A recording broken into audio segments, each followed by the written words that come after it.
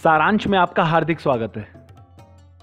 धर्म, अध्यात्म और भारतीय संस्कृति के छोटे छोटे प्रसंगों को आपके समक्ष लाने वाले इस कार्यक्रम में आपका हार्दिक स्वागत है।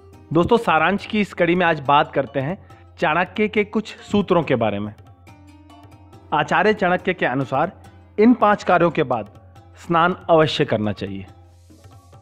दोस्तों, आचार्य विष्णुगुप्त अर्थात चाणक्य को भारतीय इतिहास का युग पुरुष कहा जाता है। उन्होंने कूटनीति, राजनीति, अर्थशास्त्र और सामाजिक शास्त्र के अनेक सिद्धांतों की व्याख्या की है।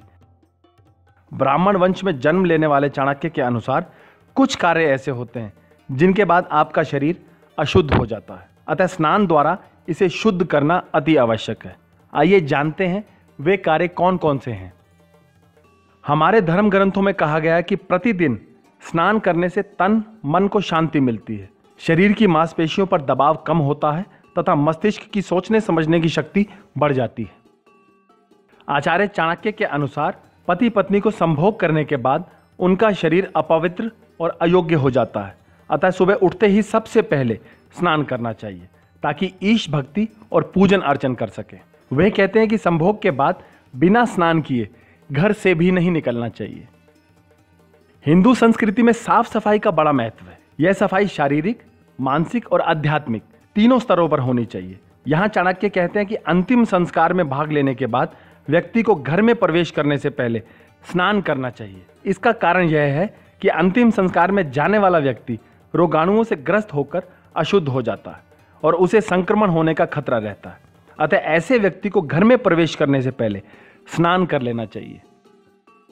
हिंदू धर्म में बाहर से घर आने पर हाथ पैर धोने का प्रावधान है, लेकिन चाणक्य कहते हैं कि भोजन करने से पहले स्नान करना जरूरी है, क्योंकि बाहर से आने पर हमारा शरीर धूल मिट्टी और अनेक प्रकार की गंदगी से ग्रस्त हो जाता है।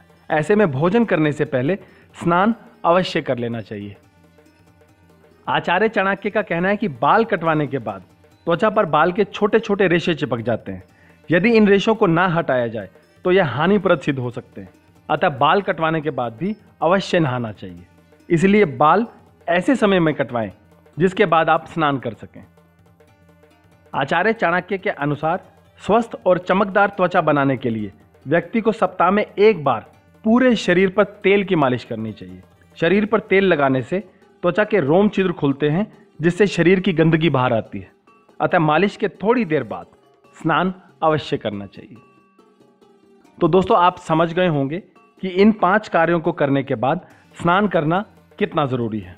आचार्य चाणक्य ने स्नान के बारे में जो तथ्य प्रस्तुत किए हैं वह मानव हित के लिए उचित है।